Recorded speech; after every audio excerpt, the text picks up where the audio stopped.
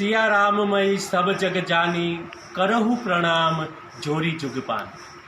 એ ગામડે ગામડે જે રામજી મંદિરો છે એણે સત્ય ધર્મને બચાવ્યો છે, શાશ્વત ધર્મને બચાવ્યો છે, વૈદિક ધર્મને બચાવ્યો છે। જન જનને મૂળ સનાતન ધર્મની સાથે જોડવાનો પ્રયાસ આ ગામડાના સ્થાપિત રામજી મંદિરોએ કર્યો છે, એ શિવાલયોએ કર્યો છે। મૂળ પરંપરા હરિહર એક સ્વરૂપ અંતર નવધર શો, ભોળા ભૂદરને ભજતા આ ભવસાગરને તરી જશો। આવું સત્ય એ શાશ્વત એ સનાતન સત્ય જગતને જો કોઈએ સમજાવ્યું હોય તો એ રામાનંદીય પરંપરા, એ ગ્રહસ્થ પરંપરા, એ વિરક્ત પરંપરા એ જગતને સત્ય રાહ બતાવે છે। અને આ ગ્રહસ્થ પરંપરામાંથી જ્યારે કોઈનું સાકેત ગમન થાય છે ત્યારે એની પાછળ ભદ્ર એટલે કે કલ્યાણકારી ઉત્સવ થાય છે। એ ભદ્રોત્સવ પણ જગતને મૂળ સત્ય સાથે જોડે છે। સંતોના સામૈયા થતા હોય છે, ધર્મસભાઓનું આયોજન થાય છે અને એ ધર્મસભા આ જન જનને મૂળ સનાતન શાશ્વત ધર્મની સાથે જોડવાનો પ્રયાસ કરે છે।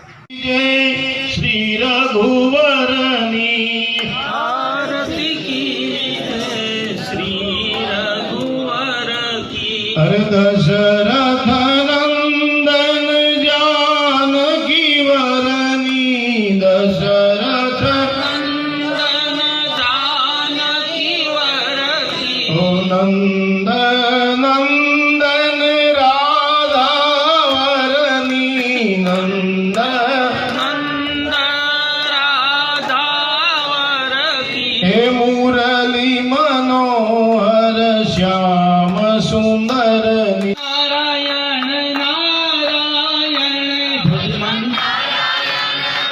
जहो नारायण भजमन नारायण नारायण नारायण भजमन।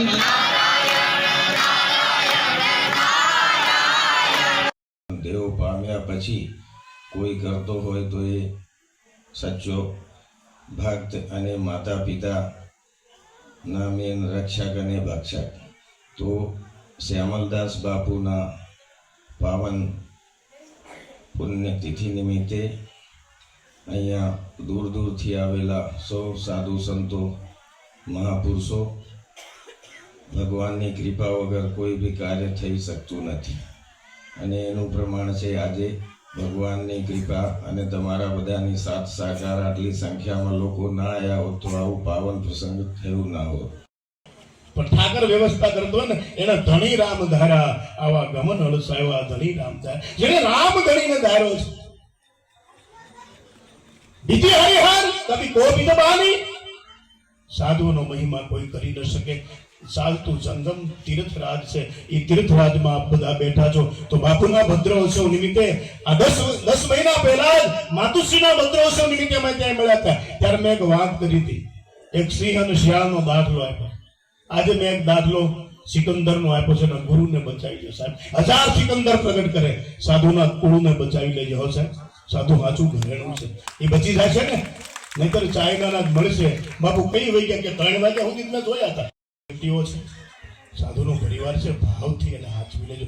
ચરિત્ર રઘુનાથ સતકોટી પ્રવિસ્તરમ, એના ભાવથી ભગવાન રઘુનાથજીની સેવા કરે છે અને શ્રદ્ધાંજલિ તો સાધુને હોય જ નહીં, આપણેનો વિરોધ છે। આની દિવ્યાંજલિ છે, જેને સીતારામના ધુપેલિયા ઉપાડ્યા હોય, રઘુવંશ ભૂષણ સરિત જોડર કહી સુનહી ગાવહી, કલિમાલ મનોમલ ધોય બિનુસમ, રામ ધામ સીધાવહી। એને રામજીના ધામમાં સાકેતના અધિકારી હોય, રઘુનાથજીના ચરિત્રને જેને ગાયું છે, જેમ રામ ચાલે છે એમ રામને સાથે લઈને ચાલે। વાતું થાય અમે રામાનંદના શિષ્યથી, એકવાર રામને લઈને નીકળો ખરા સાથે, ડેલી સુધી નો આવે। રાવણને કીધું ભગત બાપુએ કે એકવાર રામ બની જાય તો કે રામનું રૂપ લોન દાદો મને એવા સંકલ્પ આપે, મારા ભાઈ ભરતને આમ તેમ આમ કરું કે હું ન કરી શકું। કુબેરને બોલાવીને ગાદી પાછી આપી દેવાની ઈચ્છા થાય, એમ રામ વાતું થાય, રામને સાથે લઈને નીકળવાની વાત છે। એ અમારો સમાજ રામને સાથે, તમે તો ધર્મ બદલાવી નાખો। હારા મોટા મંદિર આમ ઘરી જાઓ, બહાર નીકળતા વાર લાગે, છેતરાવ ત્યારે બહાર નીકળો, તમારા છોકરાઓ છેતરાય ત્યારે બહાર નીકળો। પણ અમારે તો ક્યાં છે બાપુ, સેલ્યુટેશન, બાવા કંપની એટલે સેલ્યુટેશન, અહીંથી ક્યાંય ન જવાય। જાવું કે હા દદી શરણ તું મારે, આને છોડીને ક્યાં જાય? રઘુનાથ જેવા દયાળુ શરણ છોડીને જાય ક્યાં છે? અને ઈ રામજીની કૃપા અમારા સમાજ ઉપર કાયમ છે.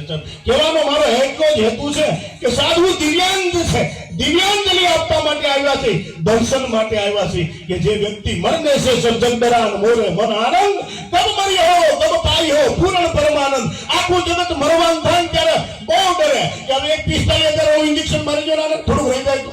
પણ તારું હું અહીં પડ્યું રહે. સ્વજન પુરુષ જીવવાની જરૂર છે, સાધુઓને જીવવાની જરૂર છે. ભાગવતનો પહેલો શ્લોક છે કાલ વ્યાલ મુખ ગ્રાસ ત્રાસ નિર્નાશ હેતરે તલીન કેવલ વાસિતો. કળિયુગમાં એક જ ઉગરવાની કિરણ છે કે સદગુરુ વચન દ્વારા બ્રહ્મને ઓળખો.